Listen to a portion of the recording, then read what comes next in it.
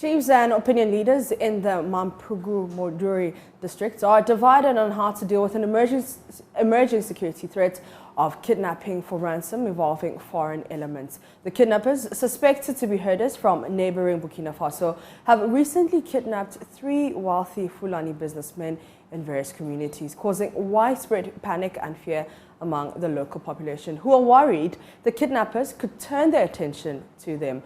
Over the weekend, a dialogue meeting with the leadership of the Fulani community ended in a near deadlock. While some chiefs were proposing dialogue and regular engagement with the local Fulani community, others demanded a high-handed approach of flushing out all Fulani herders from the area. Elias Utanko has more.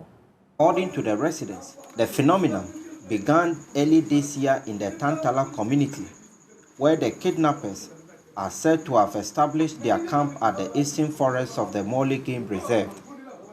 The identity of these kidnappers are yet to be established, but some victims who have encountered them said they are mainly Fulanis from Burkina Faso and Mali.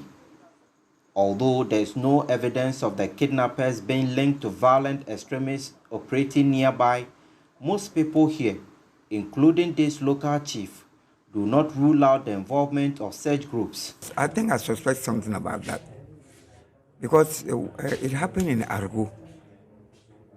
And when we traced, we realized that those people came from somewhere else. And they came and collabed with the Fulanis who were around there, and they did the kidnapping.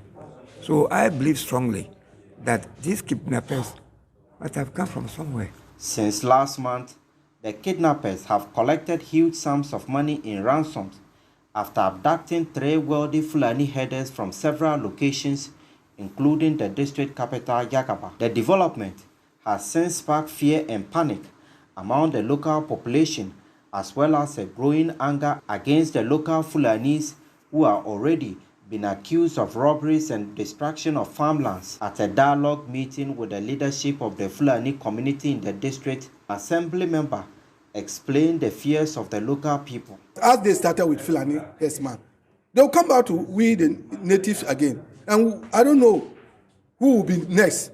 Or if they know that for you, the way you are pressing the whole thing, they can easily sort your life. So you no more get a chance to expose those who are hiding everywhere. The chief of Yagaba revealed the kidnappers threatened to deal with him after he attempted to resolve a kidnapping incident that was reported to his palace.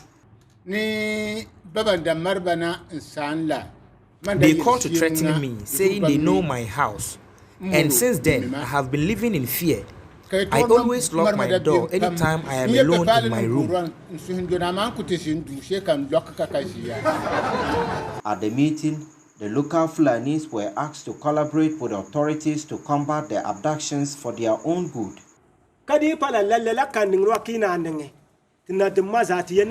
If it doesn't stop after this meeting, all chiefs here, with the support of our kin, will use violence to drive out all Fulanis from here.